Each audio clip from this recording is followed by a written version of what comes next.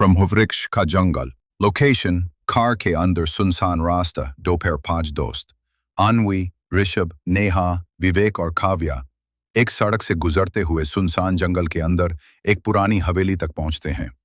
Background music धीमा, डरावना, पेड़ हिल रहे हैं, कौवे बोल रहे हैं, माहौल अजीब है। काव्या डरते हुए, इस जंगल को ब्रह्मवृक्ष क्यों बोलते हैं? विवेक मुस्कुराते हुए, क्योंकि यहाँ कई साल पहले एक साधु ने खुद को जला लिया था और वो अब भी यहाँ भटकता है। तहखाना और मृत संहिता। लोकेशन हवेली के नीचे तहखाना। सब तहखाना खोलते हैं, वहां लाशों के पुतले, पुराने तावीज और एक किताब मिलती है, मृत संहिता, आत्माओं का ग्रंथ। विवेक बिना किसी को बताए किताब के पन्ने पलटता है। वो एक मंत्र जोर से पढ़ता है, संस्कृत मंत्र, उत्तिष्ठ मृत्युहु आगच्छ रौद्र आत्मा। हवा तेज चलने लगती है, दीवारों पर खून टपकने लगता है। आत्मा का पहला शिकार। लोकेशन रात, हवेली के बाहर जंगल। अन्वी अकेले बाहर जाती है, तभी पेड़ों के बीच से एक काली छाया उसे घसीट ले जाती है। वो कुछ देर में वापस आती है, लेकिन अब उसकी आंखें सफेद हैं, उसकी आवाज डरावनी हो चुकी है। अन्वी भूत स्वर में, तुम सबको देख लिया गया है, अब कोई नहीं बचेगा। खून की बारिश। लोकेशन हवेली का हॉल।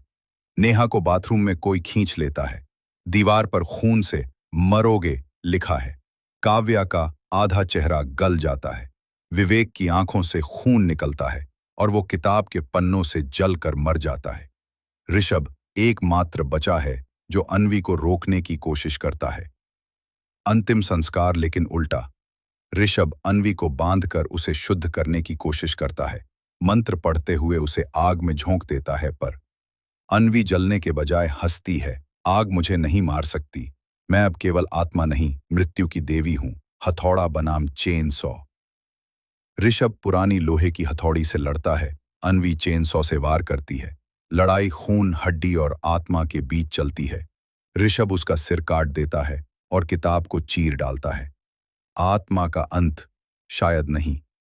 सब कुछ जल चुका है, हवेली राख बन जाती है। ऋषभ घायल, लहूलुहान बाहर निकलता है। अचानक एक छोटी बच्ची किताब की राख को छूती है और वो दोबारा बन जाती है। बच्ची की आंखें सफेद हो जाती हैं। एक आवाज गूंजती है, अगली बार तुम्हारे साथ कोई और आएगा। अगला